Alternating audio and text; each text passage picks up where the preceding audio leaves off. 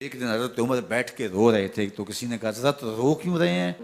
فرمایا کہ میں اس لیے رو رہا ہوں کہ فلاں پل سے بکریاں گزری ہیں تو پل کے اندر شکستگی تھی، ٹوٹا ہوا تھا پل درمیان میں کچھ، اس میں ایک بکری کی ٹانگ ٹوٹ گئی ہے، تو میں ڈرتا ہوں کہ میرا رب یہ نہ پوچھے کہ عمر تو نے پل صحیح تعمیر نہیں کروائے تھے کہ ایک بکری کی ٹانگ کیوں ٹوٹی ہے۔ یہ ہیں حضرت عمر رضی اللہ تعالی عنہ۔ اللہ اکبر۔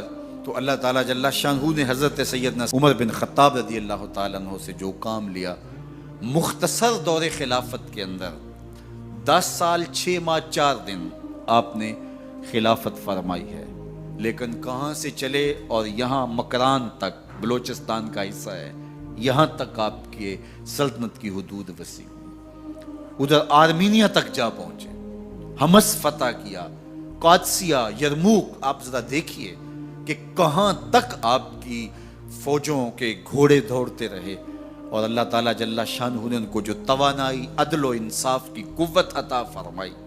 اللہ اکبر۔ جب زمین پہ عدل کیا ہو تو زمین بھی حکم مانتی ہے، اور حضرت عمر وہ تھے جن کا حکم ہوائیں بھی مانتی تھی، زمین بھی مانتی تھی، جن کا حکم جو ہے وہ آگ بھی تسلیم کرتی تھی اور دریا بھی ان کا حکم مانا کرتے تھے۔ مصر کے اندر یہ رسمیں بد جاری تھی کہ سال کے بعد ایک دوشیزہ کو زیورات پہنا کے اچھے لباس میں ملبوس کر کے دریا کی بھیڑ چڑھایا جاتا، اس کی قربانی دی جاتی، اس کا خون بہتا تو دریا چلتا۔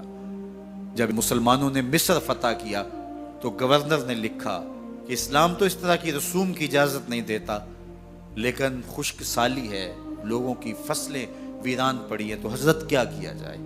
تو حضرت عمر رضی اللہ تعالیٰ عنہ کاغذ کے ٹکڑے پہ لکھتے ہیں بسم اللہ الرحمن الرحیم، مصر کے نیل کی جانب عمر کا خط لکھتے ہیں، اے نیل اگر تو اللہ کے حکم سے چلا کرتا ہے تو چل، ورنہ ہمیں تیرے چلنے کی کوئی حاجت نہیں ہے۔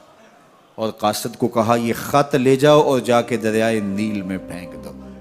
قاصد جا کے خط دریائے نیل میں پھینک دیتا ہے، پانی آتا ہے، ایسا دریائے نیل چلا، 14 صدیاں ہوئی ہیں آج تک کبھی بند ہی نہیں ہوا۔ دریا حکم مانتے ہیں، آگ نکلتی ہے۔ لوگ حضرت عمر رضی اللہ تعالی عنہ کے پاس آئے، حضرت لاوا پھوٹا ہے، آگ نکل رہی ہے اور مدینے کی طرف بڑھ رہی ہے، اب کیا کیا جائے؟ فائر بریگیڈ تو زمانے میں تھی نہیں۔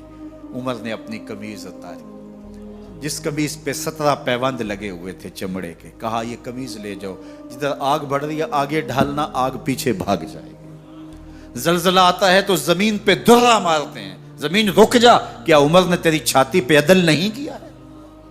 تو یہ عمر ہیں رضی اللہ تعالی عنہ کہ جن کے انصاف کی وجہ سے، جن کے عدل کی وجہ سے اللہ تعالیٰ کی رحمات اور اس کی برکات کا نزول ہوتا تھا، اور اللہ تعالیٰ نے مسلمانوں کو وہ آبرومند حکومت دی۔ کائنات کی تاریخ کے اندر ایسی حکومت آپ نے نہیں دیکھی ہوگی جو حضرت عمر نے حکومت کی ہے۔ اللہ اکبر۔ فرمایا فرات کے کنارے پہ ایک کتا بھی پیاسا مر گیا تو اس کا حساب بھی عمر سے ہوگا۔